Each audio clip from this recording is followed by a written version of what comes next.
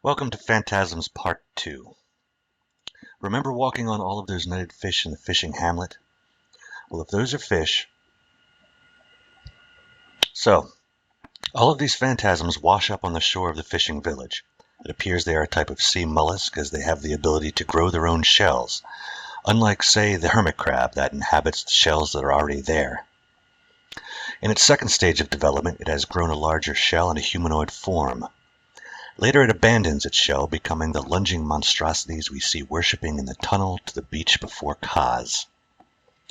It is important to note that by this stage they appear to be vertebrate, that is, it looks like they do have a backbone.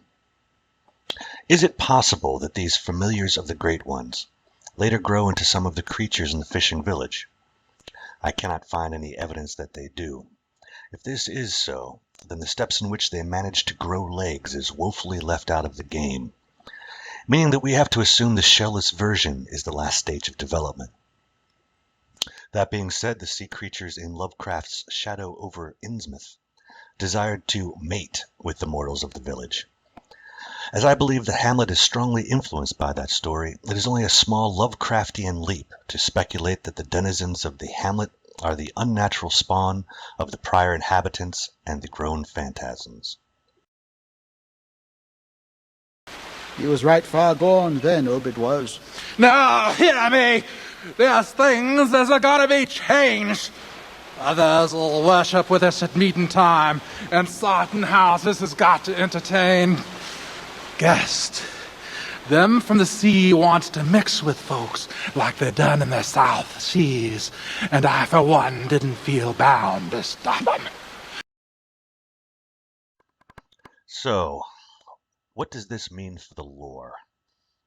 Well, it challenges the lore that the empty phantasm shells are specifically from Ebertas, as some have claimed, found in the Chalice dungeons by the Healing Church.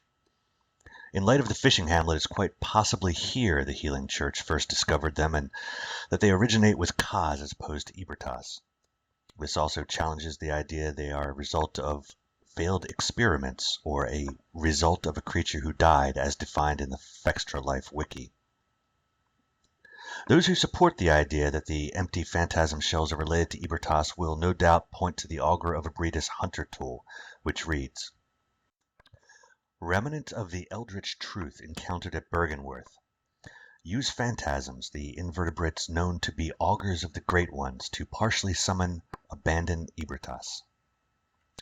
The initial encounter marked the start of an inquiry into the cosmos from within the old labyrinth, and led to the establishment of the choir.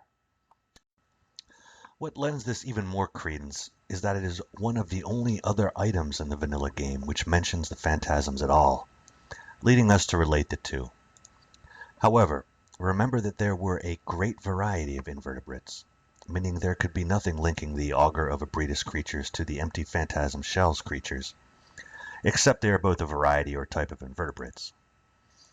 The Augur phantasms, we are told through item descriptions, are related to the Chalice dungeons and Ebertas, while we don't learn until the DLC where the phantasm shells are found.